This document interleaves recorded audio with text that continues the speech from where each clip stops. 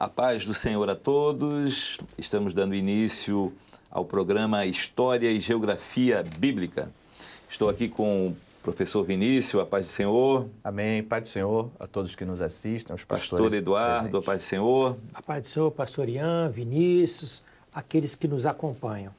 Hoje nós vamos falar de um assunto muito interessante. Nós estamos estudando sobre o ministério de Jesus, a sua vida, e hoje nós vamos falar de um assunto que poucos têm falado e nós mesmos pouco temos estudado. Alguém já viu falar dos batismos de Enom? Então, acompanhe que vai ouvir hoje no nosso programa. O Evangelho de João, capítulo 3, verso 22. Diz assim a palavra do Senhor. Depois disto, foi Jesus com seus discípulos para a terra da Judéia. Estava ali com eles e batizava. Ora, João Batista também em Enom, junto a Salim, porque havia ali muitas águas, e vinha dali e eram batizados. Porque ainda João não tinha sido lançado na prisão.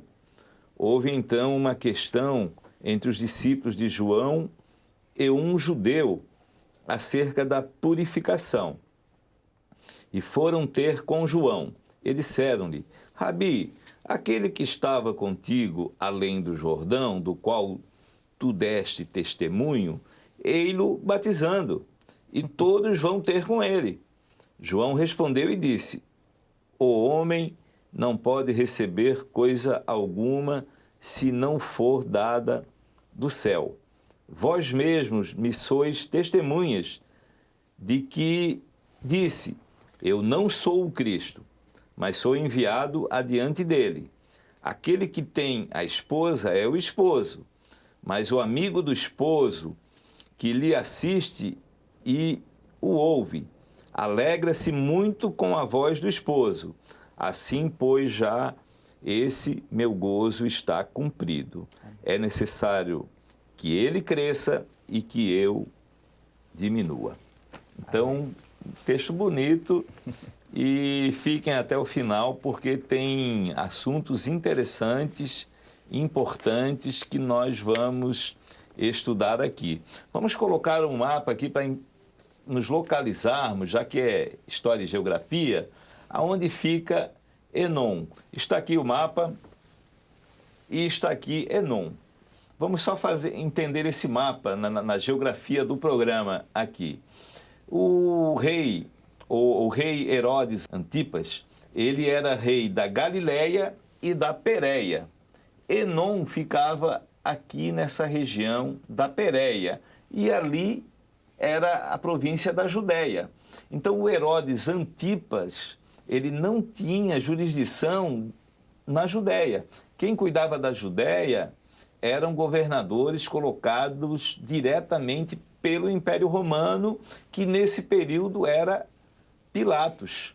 Então Pilatos, ele era o prefeito, o governador, o rei da Judéia, e não era nenhum Herodes. O Herodes Antipas, ele ainda era o rei da Galileia e Pérea, e Enom ficava aqui nessa terra da Pérea. Então agora eu vou passar a palavra para o professor Vinícius, porque aqui só para nós entendermos o que estava acontecendo aqui, que é uma coisa muito interessante, né? João Batista continuava batizando e Jesus estava batizando. E Jesus foi até a Judéia e estava batizando na Judéia.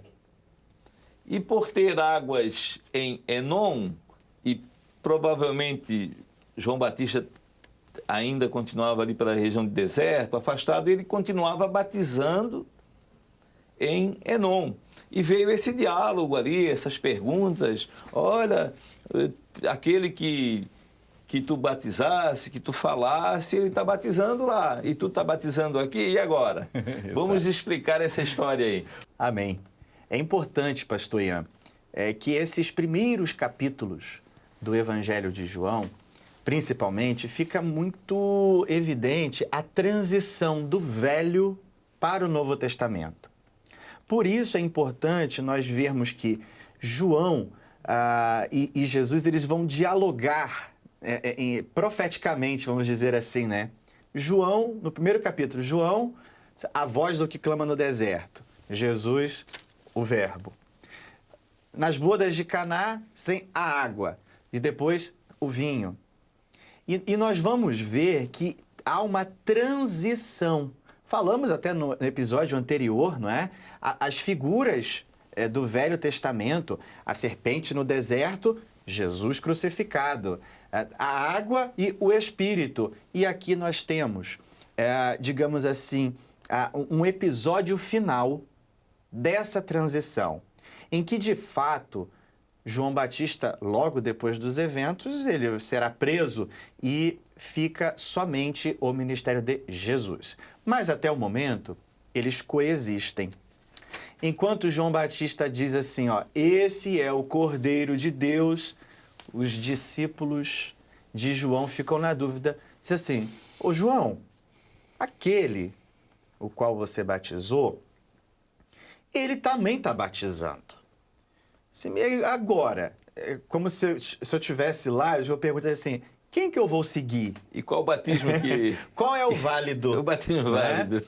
Mas então, o Senhor Deus, acima, vendo tudo isso, ele estava colocando uma transição muito importante do que era Velho Testamento. Portanto, João Batista, ele batiza o Senhor Jesus e ele está naquelas cercanias ali de Enom. Aliás, uma área com muitas piscinas naturais que eram próprias para realizar batismo e que, inclusive, estava numa rota de passagem, porque bem sabemos, né, que os judeus eles não tinham, né, muita comunicação com os samaritanos. Então, quando precisavam viajar, davam preferência à rota pela Pérea, passando por Enom.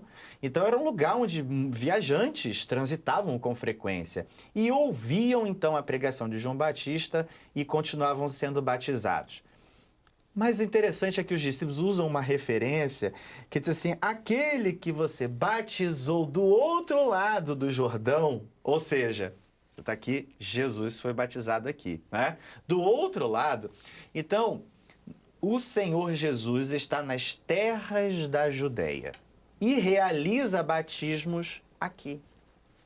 E agora, João Batista ele está entendendo uma coisa importante. O meu tempo está chegando ao fim. E ele se coloca numa figura dizendo assim, ó, eu vou diminuir, mas Jesus ele vai crescer. Convém, então, é necessário que ele cresça e eu diminua. Portanto, nós temos aqui essas duas regiões. Os dois ministérios, eles ocorrem simultaneamente, os dois batismos, mas João, ele já está finalizando o seu ministério e definitivamente o Senhor Jesus agora, ele se apropria, ele é agora único ministério logo após a morte de João Batista. Aliás, vamos voltar aqui o mapa anterior para perceber que essa área de Enom, ela vai coincidir com essa região aqui de baixo, né, chamada Pérea. Falamos outras vezes de que, após a morte de Herodes o Grande, toda essa região foi dividida em áreas de governo. E Herodes Arquelau, que cuidou dessa parte, e sendo posteriormente destituído, não mais agora um governante herodiano, mas sim delegado diretamente por Roma, e aí nós temos a figura, né, de Pilatos, mas nessa região onde João estava, o governante era Herodes Antipas. Então é Herodes Antipas, sendo sucessor no governo de Herodes o Grande, em duas regiões, é quem vai ordenar a prisão, de João Batista, que inclusive, porque João Batista denunciou um pecado dele, né, por possuir a mulher do seu irmão, Herodias, né? Então ele é preso e posteriormente é morto. Para finalizarmos aqui, o Senhor Jesus toma conhecimento de que João é preso. E o que ele faz? João foi preso, então eu vou para Galileia, um território também de Antipas. E por isso, depois nós vamos nos deter no próximo episódio, e quando ele vai para Galileia, ele não dá preferência àquela rota comum, que é via Pérea, mas ele diz assim, é necessário passar por Samaria. Então nós vamos entendendo esses fatos, né? E podemos compreender a passagem definitiva do Velho Testamento para a nova aliança com a graça no Novo Testamento. Vamos falar um pouquinho aqui de geografia, aproveitando esse mapa, já que nosso programa também é de geografia. Aqui assim, né, onde está esse N ali, ó, isso ali é o Monte Hermon.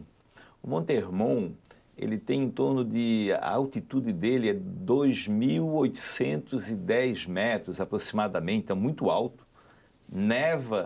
Neve, gelo na ponta, o gelo derrete, então vem os rios, forma rios, esses rios desaguam, vêm até o Mar da Galileia, o Mar da Galileia transborda, né, tem os seus canais ali, forma o Rio Jordão e vem desaguar aqui no Mar Morto. Essa região do Rio Jordão aqui ela é uma das terras mais férteis do mundo. Porque, primeiro, que ela tem muita água e, ao mesmo tempo, as montanhas de calcário e de outros elementos, ela torna uma terra muito fértil. Aqui que fica aquele vale de Jezreel, aquele lá, né, do Nabote, que ele tinha sua vinha e ele não vendeu de jeito nenhum porque era numa terra fértil, que era Jezreel. E aí vinha aqui Jezreel e essa parte aqui que nós estamos estudando também fica, esse Enon fica aqui nessa região, uma região muito fértil. Aliás, pastor Ian, nós temos aqui na região da Pérea essa localização que é onde fica a fortaleza Maqueronte. De acordo com as traduções, existem outros nomes. Os irmãos conseguem acompanhar até as ruínas, não é? Dessa fortaleza, que inclusive era o local onde João Batista foi preso. Ele ficou preso nessa fortaleza. E que, a propósito, dando sequência na história de João Batista, posteriormente ocorre o aniversário, não é, de Antipas, quando então o pedido de Salomé, influenciado por Herodias, é a cabeça do profeta, a cabeça de João Batista ser apresentada. E ali, não pelo poder humano, mas por permissão do Senhor, isso é importante. João Batista foi morto por permissão do Senhor. Então, encerra-se o Velho Testamento em definitivo e inicia-se agora um período de somente o Novo Testamento. Os irmãos estão vendo essas imagens desse palácio. Era um dos palácios de Herodes, o primeiro Herodes, o Herodes o Grande. Ele construiu Massada, construiu o Herodion, construiu esse palácio dessa imagem aqui e construiu ainda um outro palácio lá na antiga Jericó, naquela região lá também. Então eram grandes construções e muito fortificadas porque ele tinha medo. Era tipo o bunker. Né? Hoje é muito comum a gente falar de bunker aí, com medo da bomba atômica, os ricos tudo estão fazendo bunker. O Herodes, como ele tinha medo de morrer, medo de ser atacado, ele tinha esses bunkers no qual ele fazia em montanha, fazia as fortalezas, né? E depois foi usado para outras coisas. E até hoje tem os vestígios aí muito, muito claros dessas imagens. Pastor Eduardo, tem bastante coisa interessante para nos falar aí. Olha, esse relato do final do ministério de João Batista e o início do ministério do Senhor Jesus, se nós contássemos apenas com os evangelhos de Mateus, Marcos e Lucas, nós não saberíamos que o ministério do Senhor Jesus havia começado antes de terminar o ministério de João Batista. Acredite-se que tenha começado em torno de 6 meses antes da morte de João Batista. E esse detalhe é sublinhado no registro de João, quando ele diz isso, porque ainda João não tinha sido lançado na prisão. Então, esse registro, essa expressão aqui, ele mostra claramente que o ministério da Galileia do Senhor Jesus ainda não tinha começado. O Senhor Jesus estava ainda exercendo o seu ministério da Judéia. Isso é algo assim que nos chama a atenção. E por quê?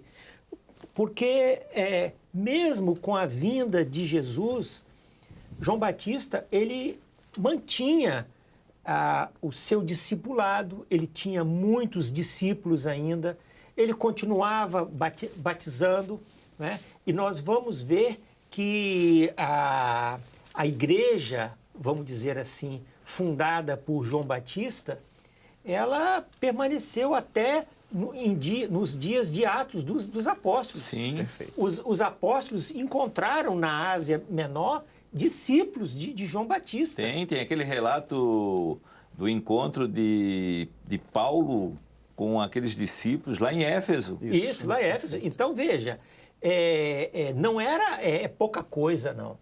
Mas a distinção entre o ministério de João Batista e o ministério de Jesus é que o ministério de João Batista, ele passou a constituir uma ameaça política, tá certo? Eis a razão porque ele entrou em confronto com o governante da época, porque ele não só exercia o seu ministério anunciando como um arauto da vinda do Senhor Jesus, como também ele dirigiu a sua palavra em acusar os erros dos governantes, não é? Em confrontar-se com os governantes. Eis a razão por que ele foi perseguido e aprisionado e, posteriormente, ele foi decapitado. Mas tudo isto porque ele exerceu esse papel político para a época. Mas nós sabemos que isso foi, assim, o final do seu ministério. Foram fatos que precipitaram a descontinuidade do seu ministério para que o Senhor Jesus, então, ele se apresentasse ao mundo e exercesse o seu ministério público de maneira desimpedida no cumprimento da sua missão messiânica, não é? Então, nós vemos que este pequeno detalhe que está aqui narrado é um relato único no Novo Testamento, mostrando os últimos dias do ministério de João Batista e os primeiros dias do ministério do Senhor Jesus. Então, os batismos de Enom são muito importantes para nós entendermos como que se deu essa transição. É interessante que, por vezes, nós achamos que Jesus ele já começou na Galileia. É claro que já tinha ocorrido a transformação da água em vinho, né? Sim. Porém, o Senhor Jesus ele já veio para a Judéia e não é aquela concepção de que Jesus só nos últimos dias do seu ministério que foi para a Judéia. Isso é uma questão importante. Isso. Mas então nós percebemos que esses dois ministérios, eles coincidem, eles acontecem ao mesmo tempo, não é? Então, isso para nós é importante porque o Senhor faz um período de transição, não é? Então, nós vemos que o batismo de João, ele trazia batismo de arrependimento, purificação, água. E o Senhor Jesus, ele continua com o batismo nas águas, mas ele vai incluir dizer assim, após mim vem aquele que também batiza com o Espírito Santo e com fogo. Então, isso dá uma nova ordem, né, de coisas. Então, houve um período de transição, né, para que isso acontecesse. Aqui nós temos que ver que João Batista, ele usou a lei e começou a incomodar. Então, ali, o rei... Mas nós temos que ver um detalhe aqui. O Herodes Antipas, no fundo, ele não queria matar João Batista. Foi a mulher... Ele temia o povo, né? Que diz a palavra. Foi a Herodias que fez uma armadilha para ele, né? Mandou a filha dançar lá, e a filha dançando, ele se agradou e faz um pedido, pode fazer um pedido.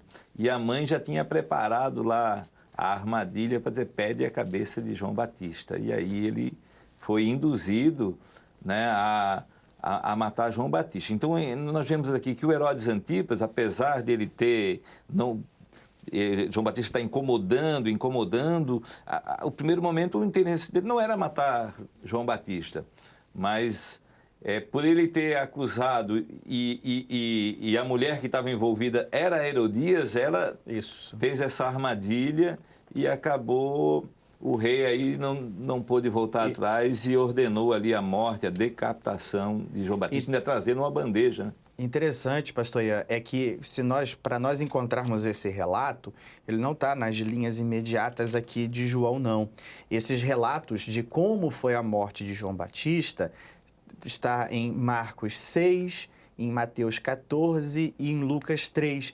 A gente fala isso porque é importante que os irmãos vão se apropriando da leitura da palavra, não é? E vão entendendo como que acontece, então, a morte de João Batista. Mas um fato interessante é que depois de João Batista ter sido morto, Antipas tomou conhecimento de milagres que eram feitos pelo Senhor Jesus. E ele se assusta, porque ele imagina que João Batista ressuscitou dos mortos.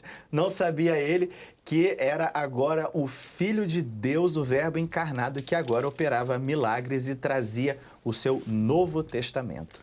Bom, nós já vamos encaminhando para o encerramento. Aqui, João Batista, ele assina, quando há aquele diálogo ali, as perguntas para ele, do batismo, até envolvendo aqui na pergunta, no contexto, qual batismo que está valendo, porque Jesus está batizando lá na Judéia, tu estás batizando aqui em Enom, qual batismo que vale, quem vai? Aí João Batista, ele assina, ele diz assim, é necessário que ele cresça e que eu diminua. E logo após isso, então, aconteceu ali